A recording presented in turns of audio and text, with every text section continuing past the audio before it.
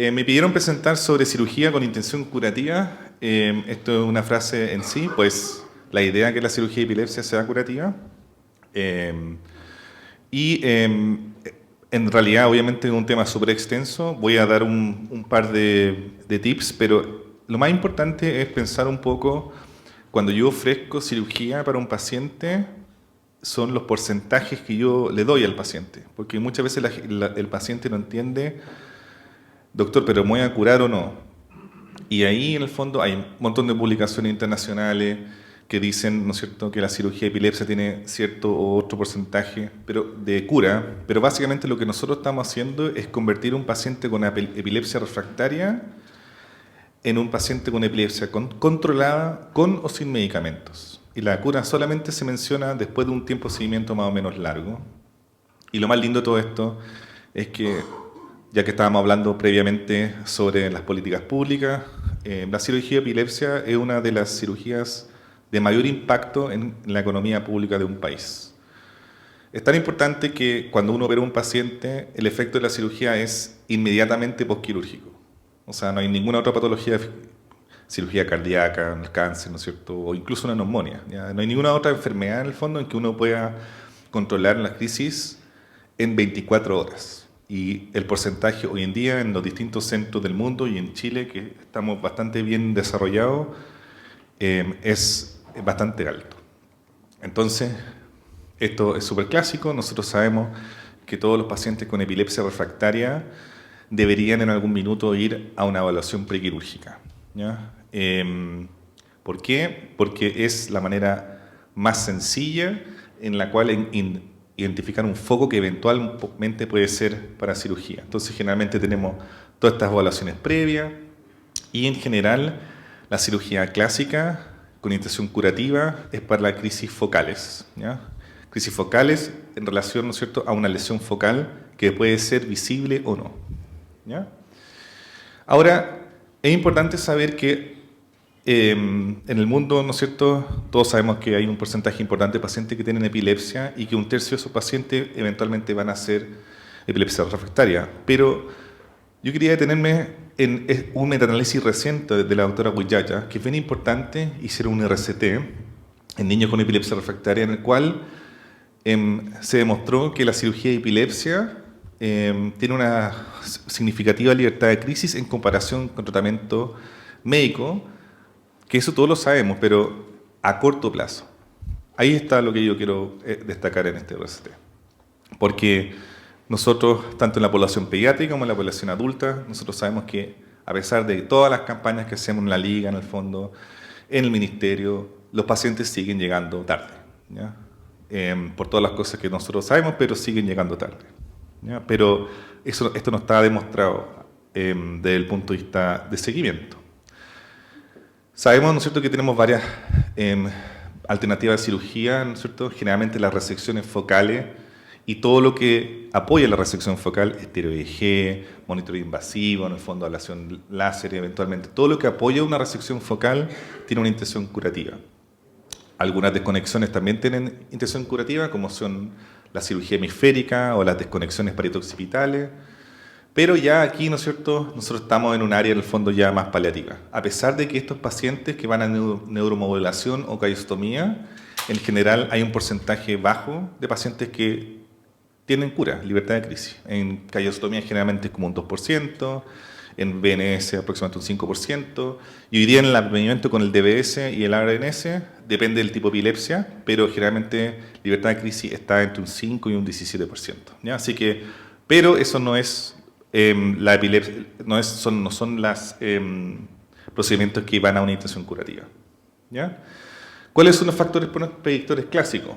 Una mayor área de resección, una etiología neoplásica, una epilepsia lesional y una resección completa del foco epileptógeno. Pero, ¿qué pasa a los 10 años postoperatorio? ¿Ya? En general uno dice, clásico, uno opera a un paciente, uno se queda tranquilo y dice, ok, le explica a la familia, si usted no tiene crisis durante los próximos 2 años, eso significa que usted, entre comillas, va a estar curado.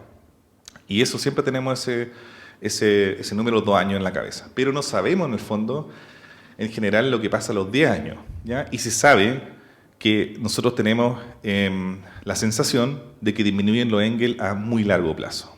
¿Ya? Entonces, ¿es la libertad de crisis significativamente menos a corto o a largo plazo? ¿Y afecta eso sobre el intervalo de seguimiento que yo tengo que hacer a estos pacientes? Porque pasa que estos pacientes, después de los 2 años, una vez que yo les suspendo los medicamentos, yo me quedo tranquilo. ¿Ya? Generalmente, estadísticamente, el porcentaje clásico de libertad de crisis en niños es entre un 50 a un 67% dependiendo de la patología y el tipo de la resección. ¿Ya? Eso es a corto plazo. Corto plazo es menos de 2 años. Samuel Vive, el año 2005, hizo un pooling análisis en niños adultos y vio que la libertad de crisis en serio con seguimiento medio de al menos 5 años encontró una libertad de crisis de un rango 66% para resecciones temporales y un 34% para resecciones extratemporales. ¿Ya? Entonces, esos son valores que duelen harto cuando se dicen. ¿Ya? En pediatría mostró una disminución longitudinal, ¿no es cierto?, desde un 65% al año post cirugía a un 40% 10 años post cirugía. Y este meta-análisis de Fala y Veil de agosto del 2022 es el meta-análisis con mayor cantidad de trabajos, en el cual hice una selección de trabajos con seguimiento largo. ¿Ya? Y aquí se hizo básicamente a los 10 años. O sea, todos los trabajos tenían que tener seguimiento al menos de 10 años. ¿Y qué es lo que se vio en este trabajo? ¿No es cierto? Que a los 10 años los pacientes pediátricos post cirugía resectiva demostraron una libertad de crisis de un 50 a un 66%. Lo importante de esto es que la mayor disminución de Engel ocurre durante los primeros 2 años y después de los 2 años hay un plató. ¿Ya? Y ese plató en el fondo es el que vale. Si tengo un paciente que está libre de crisis a los 2 años, puedo tener, ¿no es cierto?, una idea más o menos buena de que el paciente va a estar sin crisis.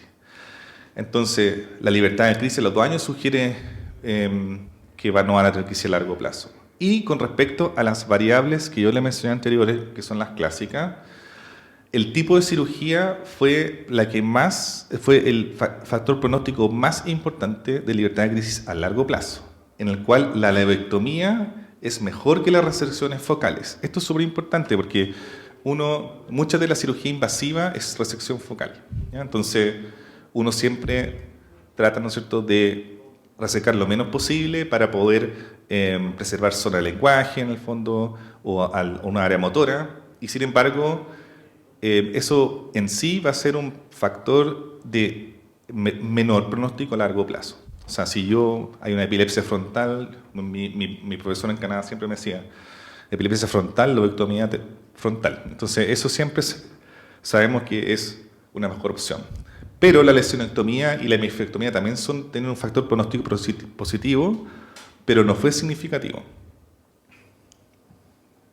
Entonces aquí ven el pooling y básicamente ustedes ven, ¿no es cierto?, en la libertad de crisis, que es mayor de 60, esto es a los 10 años, ¿no es cierto?, y la mayoría, ¿no es cierto?, está más o menos dentro del 65%.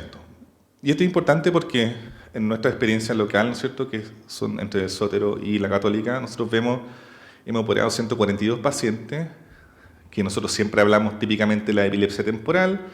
Acuérdense que largo plazo se define 5 años y por lo tanto son 60 meses y nosotros vemos, ¿no es cierto?, que a los 60 meses las temporales, ¿no es cierto?, están más de un 80%, que eso está súper clásicamente descrito, pero vemos que las extratemporales, ¿no es cierto?, caen, ¿no es cierto?, dentro del 60% de los 60 meses, que es lo que nosotros estamos haciendo, o sea, que es lo que hemos visto también en nuestros pacientes. No es para mostrar nada nuevo, pero básicamente es para mostrar que a nivel nacional, en nuestro grupo específicamente, se repiten los resultados internacionales.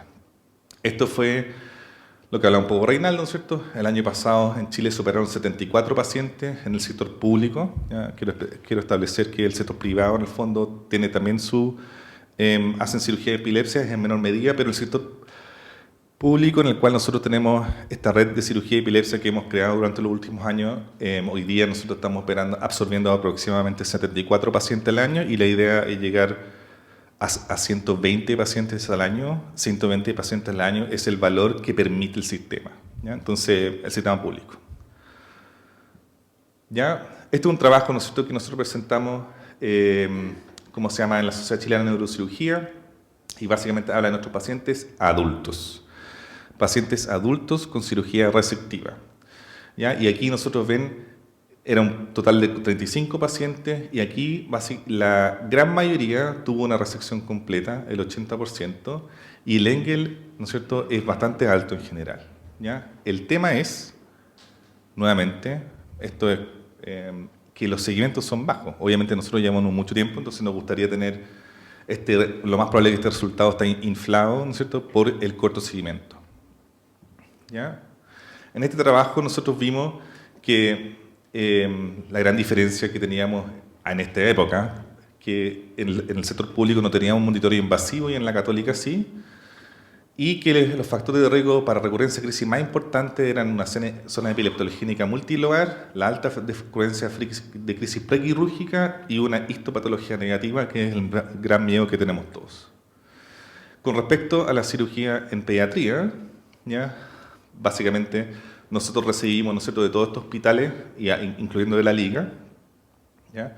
Y nosotros vemos que el Engel está en un 68%, esto también es un seguimiento que es al menos de 2 años. ¿Ya?